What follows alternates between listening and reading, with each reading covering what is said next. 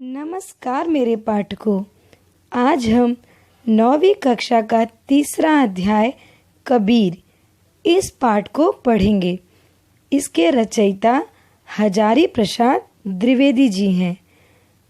बच्चों, द्विवेदी जी ने इस पाठ के माध्यम से हमें कबीर जी के उपदेश, उनका व्यक्तित्व, उनकी साधना और उनके स्वभाव के विभिन्न गुणों को बड़े ही रोचक ढंग से प्रस्तुत किया है।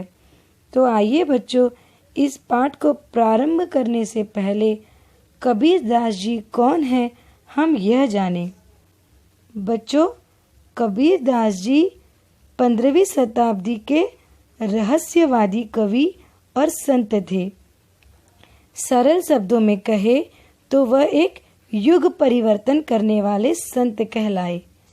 वह हिंदू धर्म एवं इस्लाम धर्म को न मानते हुए धर्मनिरपेक्ष थे। धर्मनिरपेक्ष अर्थात बच्चों, वे सभी धर्म को अपना मानते थे।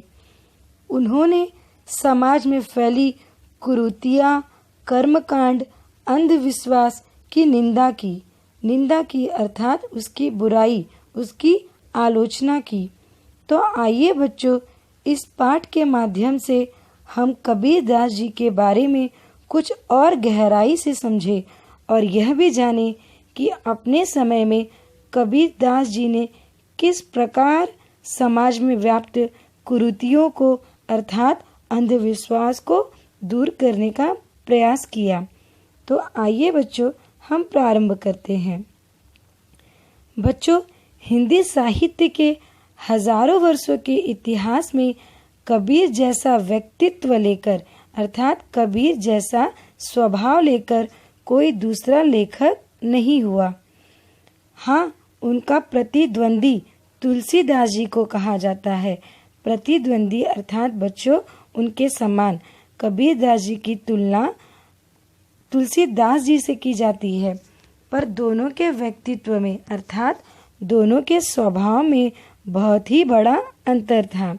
यद्यपि दोनों भक्त थे, दोनों संत थे, परंतु दोनों का संस्कार और दृष्टिकोण इस विश्व को, इस समाज को देखने का नजरिया बिल्कुल भिन्न था। कबीर दास जी यह मस्त मौला और फक्कड़ स्वभाव के थे अर्थात अपनी दुनिया में मस्त रहने वाले थे। ये झाट फटकार कर चल देने वाले थे अर्थात इन्हें कहीं पर भी अगर बुराई दिखती या समाज में बुराई करने वाले व्यक्ति दिखते तो वो उसको झाट फटकार कर चल जाते अर्थात उसे अपनी सीख देकर जाते। वह यह नहीं सोचते कि लोग उनके बारे में क्या सोचेंगे। उनकी वाणी, कबीर दास जी की वाणी बच्चों ऐसे लगती थी कि वह सर्व विजयी है अर्थात उन्होंने सब कुछ प्राप्त कर लिया है। कबीर की वाणी का अनुसरण करना अर्थात बहुत ही जरूरी है। कबीर की वाणी का अनुकरण कोई नहीं कर सकता। अनुकरण करना अर्थात बच्चों उनका नकल, और अगर कोई उनका अनुकरण करता भी है तो वो भी व्यर्थ साबित होता है। व्यर्थ अर्थात बच्चों उसका कोई भी अर्थ नहीं निकलता या उस चीज में वो समर्थ नहीं हो पाता।